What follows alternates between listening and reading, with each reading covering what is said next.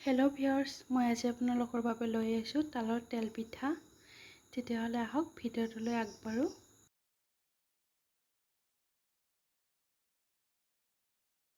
তেল পিঠাৰ বাবে মই হাফ কিলো চাউল 3 ঘণ্টাৰ বাবে ভিজুৱাই ৰাখিছিলোঁ। 3 ঘণ্টাৰ পিছত মই মিক্সি জাৰ এখনত চাউলখিনি দি পেলাই এখন বেটাৰ ৰেডি কৰি লৈছোঁ। চাব পাৰিছে আপোনালোকে, বেছি পাতল হোৱা নাই, গাঢ়কৈ ৰাখিছোঁ। অলপমান পানী দিছোঁ কাৰণ মই ইয়াতে তালৰ ৰসটো এড কৰিব লাগিব আৰু তালৰ ৰসটো অলপ পনীয়া হয়, সেইবাবে তালৰ ৰসটো মই বেছিকৈ পানী দি পেলাই ৰসটো ওলাই লোৱা নাই। দেখিব পাৰিছে গাঢ়কৈ ৰাখিছোঁ। ময়দা লৈ লৈছোঁ এবাটি, চেনি এবাটি লৈছোঁ আৰু নিমখ লৈ লৈছোঁ। আপোনালোকে বেটাৰটো ৰেডি হোৱাৰ পিছত চেক কৰি পেলাই মিঠা যদি কম হৈছে তেতিয়াহ'লে আৰু অলপ চেনি এড কৰি দিব পাৰে। এতিয়া ময়দাখিনি দি দিছোঁ মই।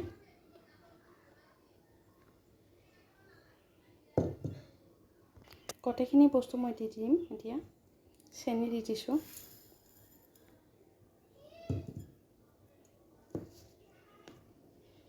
নিমখ দি দিছোঁ 1 চামুচ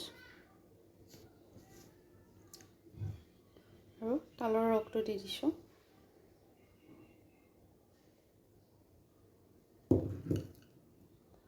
মই গোটেইবোৰ বস্তু দি দিলোঁ, ময়দা, চেনি, নিমখ আৰু তালৰ ৰসখিনি।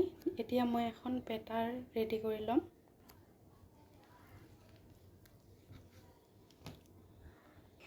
বেটাৰটো মোৰ ৰেডি হৈ গ'ল। মিঠাটো অলপ কম যেন পাইছোঁ, অলপমান চেলি লৈ লৈছোঁ আৰু এইখিনি মই দি দিছোঁ।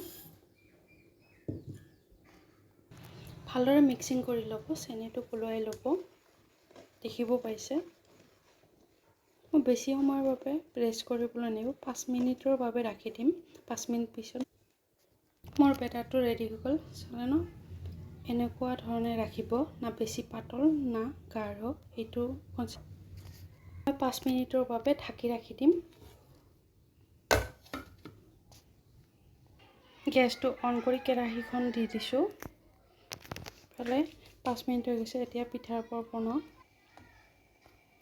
তেল দি দিছোঁ।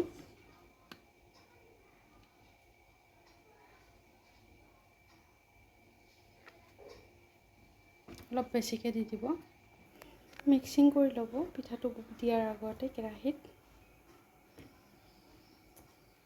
তেলটো গৰম হৈ গৈছে। গেছৰ ফ্লেমটো ল'ত ৰাখিব। পিঠাটো দি দিছোঁ। কিমান ধুনীয়াকৈ ফুলি উঠিছে প্ৰথম পিঠাটোৱে।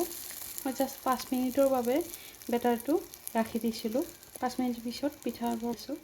চালে কিমান ধুনীয়াকৈ ফুলি উঠিছে প্ৰথম পিঠাটোৱে। নমাই ল'ম।